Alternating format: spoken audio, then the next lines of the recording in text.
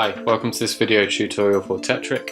In this video we're going to take a closer look at the Arpeggiator in Tetriq. So for this one we're using the Launchpad Pro. The device works on all launch pads, so 1, 2 and Pro, and also push 1 and 2. So once you have got some shapes moving around and they're creating horizontal lines which trigger the chord engine, then the chord engine sends the chord out and it feeds into the arpeggiator. So how the arpeggiator works is it first of all organises all the notes from lowest to highest and then lets you do some various tricks with them. So we can do regular things like you'd expect with an arpeggiator. We can choose whether the notes go up or down. Down here it will show us how many notes are coming in, so whether it's 4 or 5 within the chord, and then it's showing us the actual the order of them.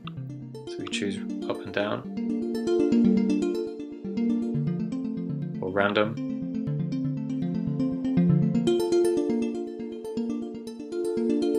Okay, we can choose how many octaves the arpeggiator runs through and whether the arpeggiators follow the same order or whether they go down or up or random.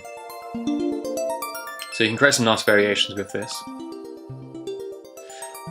What you can also do is you can reorder the notes. So that's what these numbers here represent. So you have up to 16 possibilities. This means it allows you to have up to 16 notes coming in within a chord, which might be a little bit odd, but it could be quite fun with the arpeggiator. Because what we can do, we can either drag up and down on these numbers, or we can just use the note order view.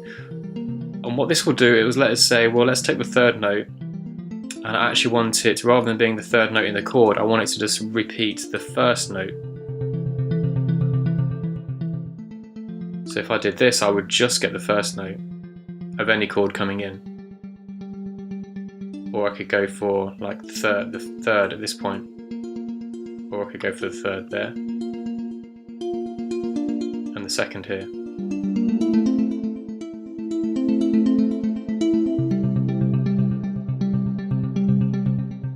Obviously you need a chord coming in with more notes to be using the rest of these, and this could either come from the chord engine, or you can actually send your own chords straight into the arpeggiator by bypassing the sequencer and the chord engine.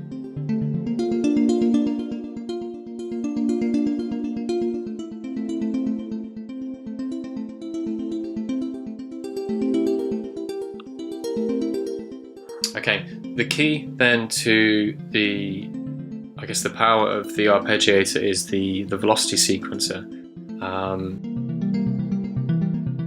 So regardless of which notes coming in and what sequence is being generated, we can actually use a separate velocity sequencer, and this can run between either 1 and 32 steps. And you can choose specifically the velocity for each step coming in. You can deactivate steps also. We can choose different rates, and we can work in triplets, dotted.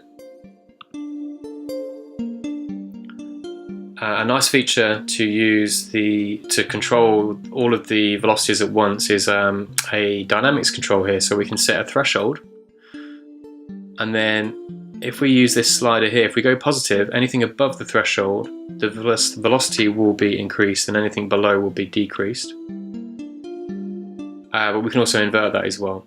So it's a nice way of just finding out different velocity variations. This is way more powerful if you're using an instrument that actually has lots of velocity control. So I'm using collision here for this. As you can see, I've got lots of different velocity sort of sensitive parameters set. We can randomize settings as well, like so.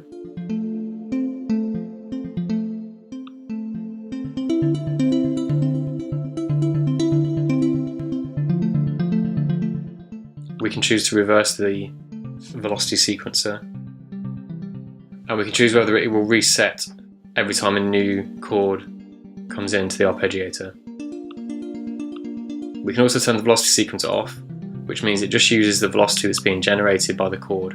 In this case, every note is running at 100, but if you are sending your own chord from, say, a MIDI clip in, and you're bypassing the chord engine, then you might have it will use the velocity for each individual note.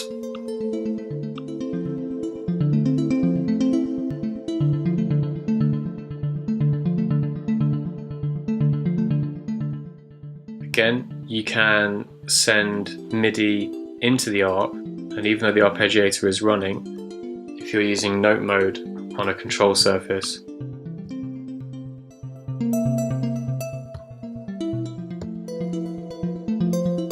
it will add your notes on top of the arpeggiated sequence and mix them in with it.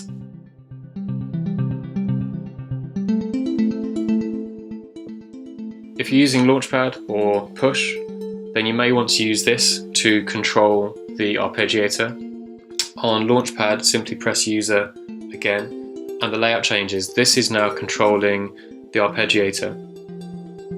So the key things you can control is you can control the velocity of up to 32 steps here. So we can pick which step we want to edit, and what you will see as you go through is your side buttons here now represent the velocity for each step. So if we go to step 1, we've got 8 different velocity settings we can choose from. Step 4.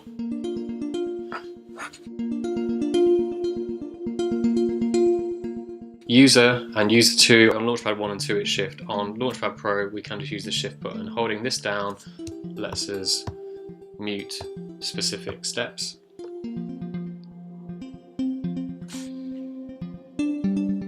Okay, the orange section represents the note order sequencer. So what we can do with this is by clicking on a note, we're choosing one of the 16 different notes, and then the white section determines the order. So at the moment 1 is 1, but 2 is 9, so we could switch this back to 2 like so.